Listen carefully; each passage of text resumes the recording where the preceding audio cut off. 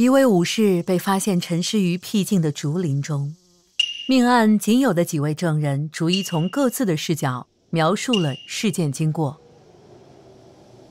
然而当他们逐个叙述时，显然每个人的证词都能自圆其说，却又互相矛盾，而且每位证人都承认自己涉案。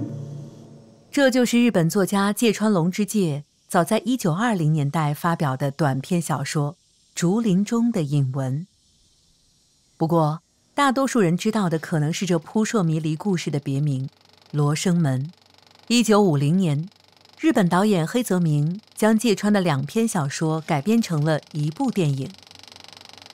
这部电影向世界介绍了一个经久不衰的文化隐喻，这个隐喻转变了我们对真相、正义和人类记忆的所知。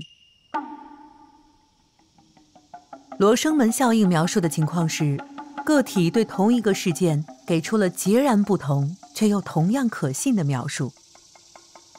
罗生门效应常常被用来强调目击证人的不可靠，这种效应经常在2种特定条件下发生。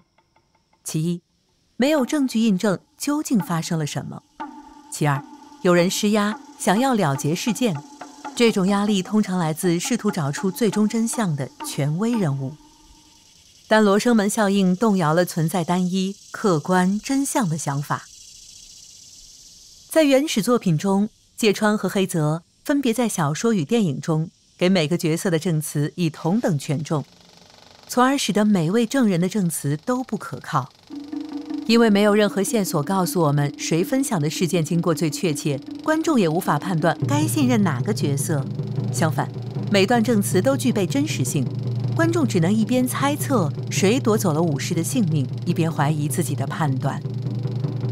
有些人可能会感到沮丧，因为剧情颠覆了人们以往对悬疑小说结尾的期望。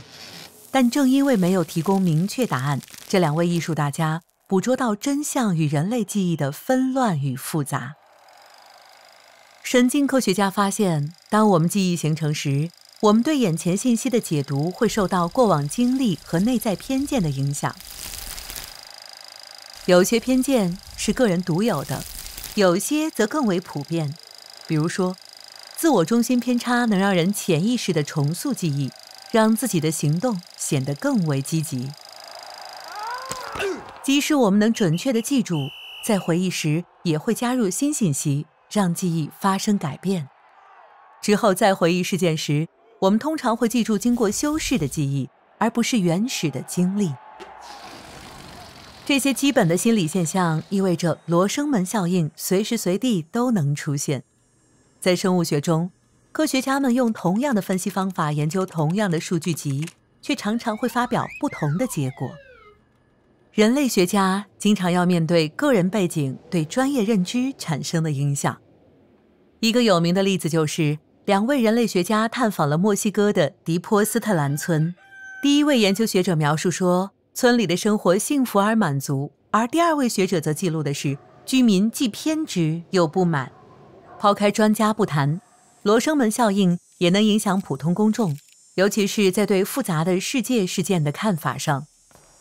例如2015年，美国和阿拉伯国家领袖的安全峰会后，媒体对该峰会的报道大相径庭。有的声称峰会进行顺利，而有的则大呼峰会彻底失败。虽然很容易纠结于我们为什么会有彼此矛盾的感受，但也许罗生门效应提出了一个更重要的问题：真相到底是什么呢？是否有客观真相不存在的情况？同一事件的不同版本是否能让我们了解时间、地点和涉及人物？如果我们的信息、背景和偏见各不相同，我们又该如何做出集体决策呢？与大多数问题一样，这些并没有明确答案。但芥川故事里的重要意义经久不衰，表明了接受不确定性或许也有其价值。通过这段视频深入探讨不确定性的悖论，该视频提出了一个问题：一致决定有多可靠？如果您喜欢学习新事物，一定要订阅我们的频道，永远不要错过精彩视频。